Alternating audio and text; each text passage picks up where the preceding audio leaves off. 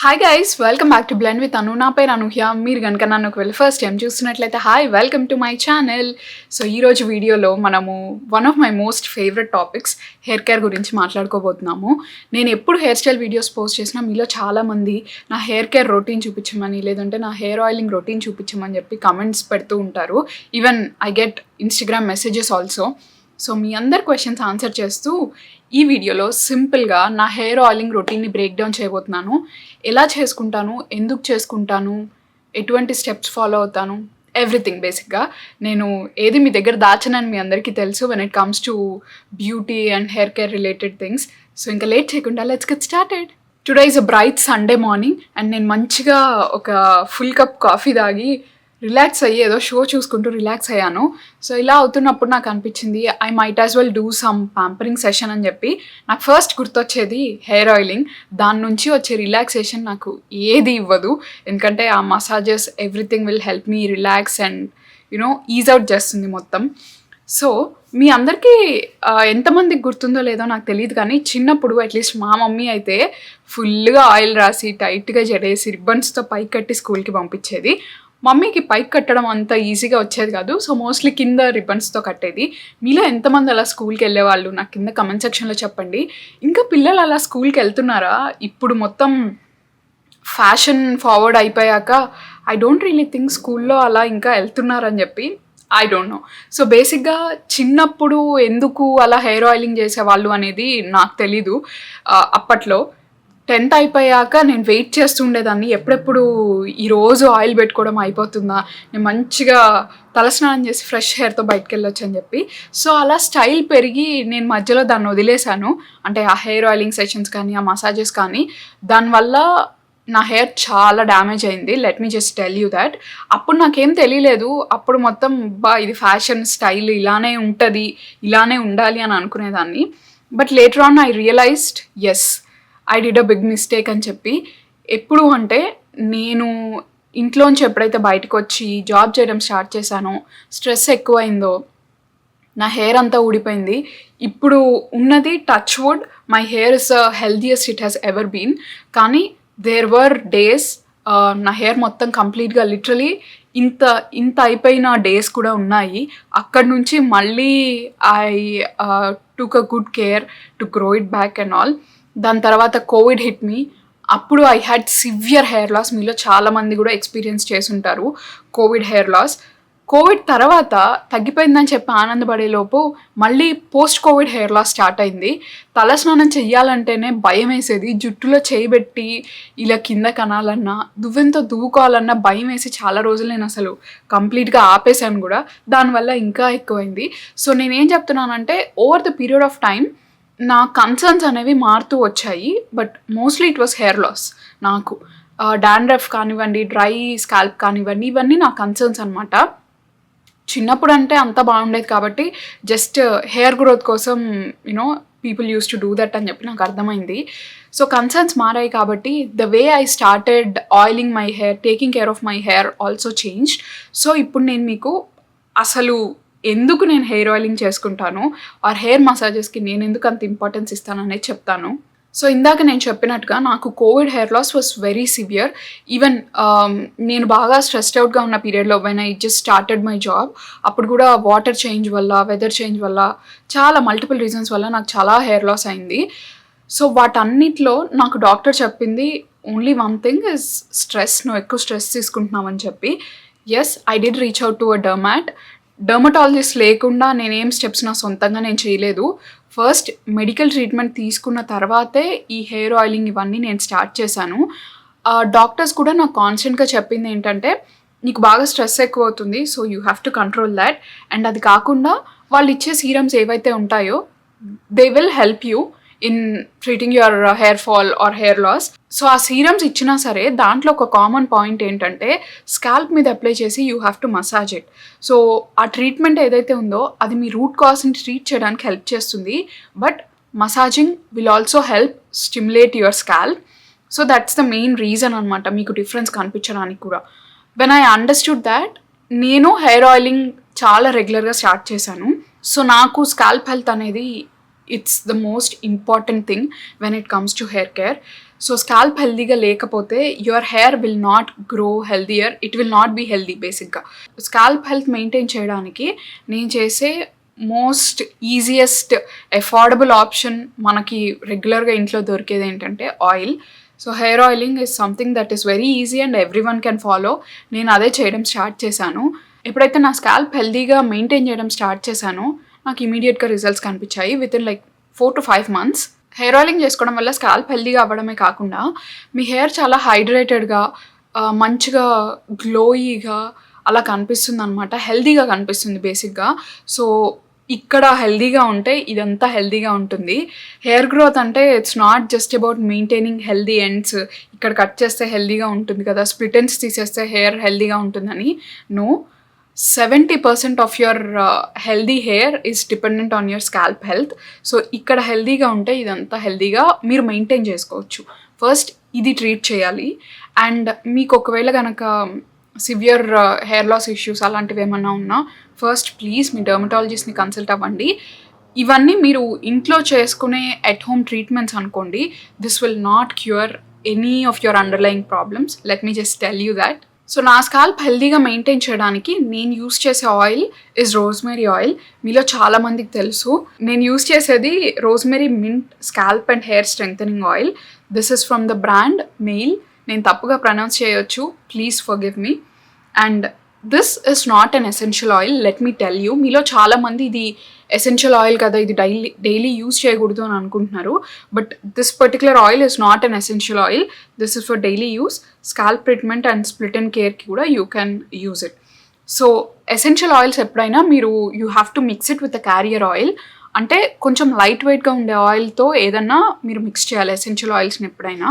So ఒకవేళ కనుక మీరు రోజ్మెరీ ఎసెన్షియల్ ఆయిల్ యూస్ చేస్తున్నట్లయితే దాన్ని you can mix it with some other carrier oils like coconut oil, jojoba oil, argan oil, pumpkin seed oil. These are like the good carrier oils. But personally, pumpkin seed oil is the best combination when you're using rosemary oil as an essential oil. Pumpkin seed oil is a carrier oil.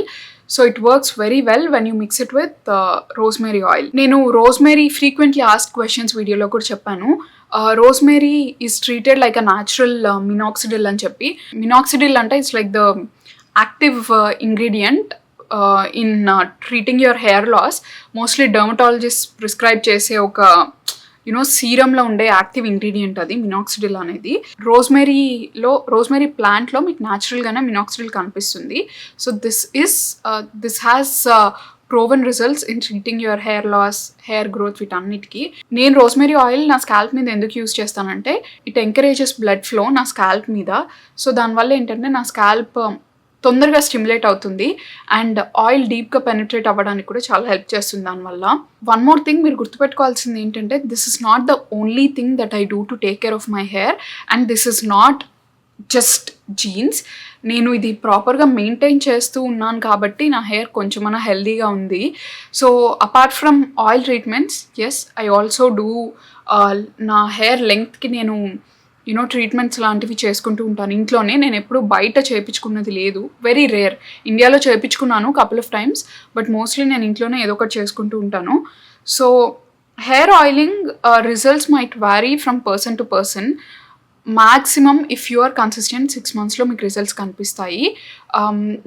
నేను పర్సనల్గా observe చేసింది ఏంటంటే నేను oiling కనుక skip చేసి ఒక 2-3 weeks వదిలేస్తే నాకు ఇమీడియట్గా డిఫరెన్స్ కనిపిస్తుంది. Because hair oiling has worked wonders on my scalp.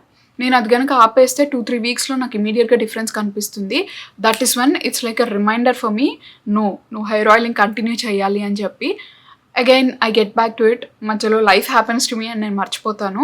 So ఇట్లా ఆన్ అండ్ ఆఫ్ అయితే నేను mostly weekly once hair oil చేసుకోవడానికి ఖచ్చితంగా ట్రై చేస్తాను. అండ్ నేను ఇలా హెయిర్ ఆయిలింగ్ చేసుకుంటున్న రోజు ఆర్ దట్ పర్టికులర్ వీక్ నేను ఏమీ అప్లై చేసుకోను హెయిర్కి, just hair oiling and massages. Alternate వీక్స్లో నేను I try to switch it up. So week 1 నేను హెయిర్ ఆయిలింగ్ చేసుకుంటే అలానే హెయిర్ ఆయిలింగ్ చేసుకొని హెయిర్ వాష్ చేసుకుంటే ఇంకా నేనేమి అప్లై చేయను. Second week I'll apply some mask or scalp treatment like glycolic acid. Hair oiling చేసుకొని వీక్స్ నేను ఏం చేస్తానంటే I'll do some other treatment for my scalp or hair length. So coming to hair oiling, first నేను hair బ్రషింగ్తో start చేస్తాను. అంటే నేను oil apply చేసుకునే ముందే నా జుట్టులో ఉన్న చిక్కులన్నీ తీసేసుకుంటాను. I detangle my entire hair so that నేను ఆయిల్ అప్లై చేసుకున్నప్పుడు నేను ఆ మసాజెస్ చేసుకునేటప్పుడు ఎక్కువ హెయిర్ ఫాల్ అవ్వకుండా ఉంటుంది. బేసిక్గా హెయిర్ ఆయిల్ అప్లై చేసుకున్నాక కనుక మీరు దువ్వితే your hair will break even more. So wet hair మీద ఎలా అయితే మీరు హెయిర్ కోమ్ చేయకూడదు అని చెప్తారో, ఆయిల్ అప్లై చేసుకున్నా కూడా హెయిర్ కోమ్ చేయకూడదు. సో బ్రేకేజ్కి ఎక్కువ ఛాన్సెస్ ఉంటాయి. అందుకే నేను ముందే డీటాంగిల్ చేసుకుంటాను. నెక్స్ట్ స్టెప్ నేను చేసేది ఏంటంటే ఇలాంటి ఒక బ్రష్ యూజ్ చేస్తాను. సో దీంతో నేను స్కాల్ప్లో ఉన్న ఆయిల్ని అంతా ఈవెన్గా డిస్ట్రిబ్యూట్ చేస్తాను. బికాజ్ నేను మోస్ట్లీ హెయిర్ వాష్ చేసుకున్నాక 3-4 డేస్కి మళ్ళీ హెయిర్ ఆయిల్ అప్లై చేసుకుంటాను. మన స్కాల్ప్ అంతా ఆయిలీగా అయిపోయి ఉంటుంది కాబట్టి నేను ఆ ఆయిల్ని అంతా ఈవెన్గా డిస్ట్రిబ్యూట్ చేస్తాను. దానికి నాకు ఈ బ్రష్ బాగా హెల్ప్ అవుతుంది. This is a bamboo brush. ఇదేమి గట్టిగా ఏముండదు ఆర్ మీ జుట్టు మీద మీ స్కాల్ప్ మీద it will not be harsh. మీరు ఇదేమి యూజ్ చేయక్కర్లేదు. This is optional. మీరైతే స్కాల్ప్ మసాజర్ కూడా యూజ్ చేయొచ్చు. సో నేను యూజ్ చేసే స్కాల్ప్ మసాజర్ ఇది. This is a silicone scalp massager. ఇవి ఇలా చూడడానికి గట్టిగా కనిపిస్తాయి కానీ అస్సలు గట్టిగా ఉండవు. చాలా ఫ్లెక్సిబుల్. ఎటంటే అటు దే కీప్ రొటేటింగ్. సో దీంతో ఏంటంటే మీరు స్కాల్ప్ మొత్తం ఇలా రఫ్గా బ్రష్ చేసుకుంటే ఆయిల్ అంతా డిస్ట్రిబ్యూట్ అవుతుంది ఈవెన్గా. ఇది అయిపోయాక థర్డ్ స్టెప్ ఏంటంటే నా స్కాల్ప్ మీద కనుక ఏదైనా బిల్డప్ ఉంటే నేను అది కూడా I try to get rid of it. So that ఏంటంటే నేను ఆయిల్ అప్లై చేసుకున్నప్పుడు నా స్కాల్ప్లోకి మంచిగా డీప్గా పెనిట్రేట్ అవుతుంది. చాలామంది హెయిర్ ఆయిలింగ్ చేసుకునేటప్పుడు చేసే మిస్టేక్ ఏంటంటే ఇంత ఆయిలీగా అయిపోయాక లేదంటే ఇంకా ఎక్కువ ఆయిలీ అయిపోయాక దాని మీద డైరెక్ట్గా హెయిర్ ఆయిల్ అప్లై చేస్తారు. దానివల్ల ఏం యూజ్ ఉండదు. మీ స్కాల్ప్ అంతా మీ ఆయిల్ అంతా పైన లేయర్లోనే అలా కూర్చుని ఉంటుంది. లోపలికి ఏం పెనిట్రేట్ అవ్వదు. When you actually get rid of that buildup that you have and then hair oil apply చేసుకుంటే అప్పుడు డీప్గా పెనిట్రేట్ అవుతుంది. స్కాల్ప్ మరీ ఆయిలీ అవ్వకముందే మీరు ఆయిల్ అప్లై చేసుకోవచ్చు. అప్పుడు you don't have any buildup on your scalp. So it will be easy మీ ఆయిల్ లోపలికి పెనిట్రేట్ అవ్వడానికి, హెయిర్ ఫాలికల్స్ లోపలికి. సో లైక్ ఐ సెడ్ నేను స్కాల్ప్లో ఉన్న బిల్డప్ అంతా I try to get rid. ఇవాళ నాకేం బిల్డప్ లేదు బికాజ్ నేను I think like 3 weeks back scalp exfoliate చేసుకున్నా. ఇప్పుడు నేను ఆయిల్ అప్లై చేసే ముందు I make sure that my hair is completely detangled. Natural oil secrete అవుతుంది కదా స్కాల్ప్ మీద, అదంతా ఈవెన్గా బ్రష్ ఆఫ్ చేసేసుకుని ఉంటాను. అండ్ ఒకవేళ బిల్డప్ ఏమన్నా ఉంటే అది కూడా I try to get rid of it. దీని తర్వాత నేను ఇప్పుడు ఆయిలింగ్లోకి వెళ్తాను. సో ఆయిలింగ్కి నేను మోస్ట్లీ నార్మల్ ఆయిలే వాడతాను. నేనేమి హీట్ చేసి అలాంటివి ఏం చెయ్యను. That is something that I do when I have headaches. నాకు మైగ్రేన్స్ ఫ్రీక్వెంట్గా వస్తూ ఉంటాయి. సో అలా బాగా ఎప్పుడైనా తట్టుకోలేనప్పుడు I heat up my oil and apply it on my scalp. But నేనైతే డైరెక్ట్గా ఈ డ్రాపర్తోనే నేను ఆయిల్ అప్లై చేసుకుంటాను. ఈ బాటిల్లో బెస్ట్ థింగ్ ఏంటంటే మనకు డ్రాపర్ వస్తుంది. సో సెక్షన్ బై సెక్షన్ తీసుకొని నేను ఆ డ్రాపర్తో ఈవెన్గా ఆయిల్ని మొత్తం స్కాల్ప్ అంతా నేను స్ప్రెడ్ చేసుకుంటాను. So once I feel like my entire scalp is covered అప్పుడు I go in with massaging my scalp. So దానికి నేను నా trusty good old hair massager use చేస్తాను. సో దీంతో అట్లీస్ట్ ఒక 5 minutes అయినా నా ఎంటైర్ స్కాల్ప్ అంతా నేను మసాజ్ చేస్తాను. దీనికి ముందు నేను స్కాల్ప్ కోమ్ చేసుకోవడము అండ్ బ్రష్ ఆఫ్ చేసుకోవడం చేశాను కదా, దానివల్ల ఏంటంటే నా స్కాల్ప్ ఆల్రెడీ స్టిమ్యులేట్ అయ్యి ఉంటుంది. నేను ఎప్పుడైతే ఆయిల్ అప్లై చేస్తానో డీప్గా పెనిట్రేట్ అవ్వడానికి, ఈజీగా పెనిట్రేట్ అవ్వడానికి హెల్ప్ చేస్తుంది. And massages are the best thing if you are looking for hair growth. స్కాల్ప్ని మంచిగా స్టిమ్యులేట్ చేసి మీరు హెయిర్ ఆయిలింగ్ చేసుకున్నట్లయితే మీకు హెయిర్ గ్రోత్ చాలా మంచిగా కనిపిస్తుంది, అంటే రిజల్ట్స్ బాగా కనిపిస్తాయి. I am a strong believer. Hair growth కావాలి అంటే you have to give your scalp some massages అని చెప్పి. చాలామంది they don't believe it and some people are against to it. Even hair oiling అనే కాన్సెప్ట్కి కూడా they are against to it. But నాకు this has worked wonders on my scalp, so I will not leave hair oiling or scalp massages in my life. Oil anta hair loki manchiga saturate చేసుకున్నాక that is when I get to my ends. నేను ఎండ్స్కి ఎక్కువ oil ఏం రాయను, just ఒక light coat of oil apply చేసుకుంటాను. ఎప్పుడైనా గుర్తుపెట్టుకోండి, hair oiling చేసుకునేటప్పుడు you do not have to drench your hair in oil. దానివల్ల మీకు ఎక్కువ షాంపూ పడుతుంది. మీరు వాష్ చేసుకునేటప్పుడు you have to waste lot of water and shampoo ఎక్కువ పడితే మళ్ళీ మీ హెయిర్ డ్రై అయిపోతుంది. మొత్తం ఎఫెక్ట్స్ అన్ని మీరు రివర్స్ చేస్తారు. సో గుర్తుపెట్టుకోండి, ఎప్పుడైనా మీ హెయిర్కి ఎంత ఆయిల్ కావాలో అంతే రాసుకోవాలి. ఎక్కువ రాసుకుంటే తొందరగా రిజల్ట్స్ వచ్చేస్తాయి, ఎక్కువ పెరిగిపోతుంది అని అనుకోవడం that's a myth. So please don't believe in such things. మీ స్కాల్ప్కి ప్రాబబ్లీ ఒక 4 to 5 డ్రాపర్స్ ఆఫ్ ఆయిల్ సరిపోతుంది. అండ్ మొత్తం లెంగ్త్కి నేనైతే 2 డ్రాపర్స్ ఆఫ్ ఆయిల్ యూస్ చేస్తాను. That's all I need. So let's say ఒక 6 to 7 for my entire hair అంతే. You don't need more then that. So drench చేయొద్దు ఆయిల్లో మీ హెయిర్ని. సో ఇప్పుడు నేను ఏం చేస్తానంటే, నాకు ఒకవేళ కొంచెం ఏమన్నా ట్యాంగిల్స్ ఉన్నాయి, చిక్కుపడింది హెయిర్ అనిపిస్తే చేత్తోనే I run my fingers through my hair. ఏమన్నా చిక్కులు ఉంటే లైట్గా వచ్చేస్తాయి. ఆయిల్ అప్లై చేసుకున్నాక నేను అస్సలు దువ్వెన పెట్టను జుట్టులో, నేను దువ్వను. అలానే నేను నాకు ఏదైనా పని ఉంటే జడేసేసుకుంటాను, లేదు అంటే బన్ పెట్టుకొని వదిలేస్తాను. సో ఆయిల్ అప్లై చేసుకున్నాక ఎంతసేపు ఉంచుకోవాలి అనేది చాలామందికి ఒక కామన్ క్వశ్చన్. నేనైతే ఓవర్ నైట్ వదిలేస్తాను. 7 to 8 hours ప్రాబబ్లీ నాకు అది వర్క్ అవుతుంది. కొంతమందికి అలా వదిలేస్తే ఎక్కువ హెయిర్ ఫాల్ అవుతుంది. సో అలాంటి వాళ్ళు ఏంటంటే 1 hour before hair wash, so you can apply your hair oil and leave it on. తర్వాత మీరు నార్మల్గా హెయిర్ వాష్ చేసుకోవచ్చు. నేను బిజీగా ఉంటే 1 hour ఉంచుకుంటాను, ఒక్కొక్కసారి 20 minutes కూడా ఉంచుకుంటాను. All I want is oil my hair and massage my scalp. So ఒక 20 minutes ఉంచుకున్నా కూడా ఇట్స్ ఓకే. కొంతమందికి ఆ ఆయిలీ ఫీలింగ్ ఎక్కువసేపు ఉంటే నచ్చదు కదా. సో అలాంటి వాళ్ళు 20 to 40 minutes కూడా ఉంచుకొని వదిలేయచ్చు. మీకు ఓవర్ నైట్ ఉంచుకోవడం ఇష్టం లేకపోతే any time between 40 to 60 minutes is okay. మీకు అది కూడా ఇష్టం ఉండదు, ఇంకా తక్కువ టైం చెప్పండి అంటే 20 minutes is fine. But make sure that you apply your oil properly and massage your scalp. మీరు తక్కువ టైం కనుక ఇస్తుంటే బిఫోర్ వాష్.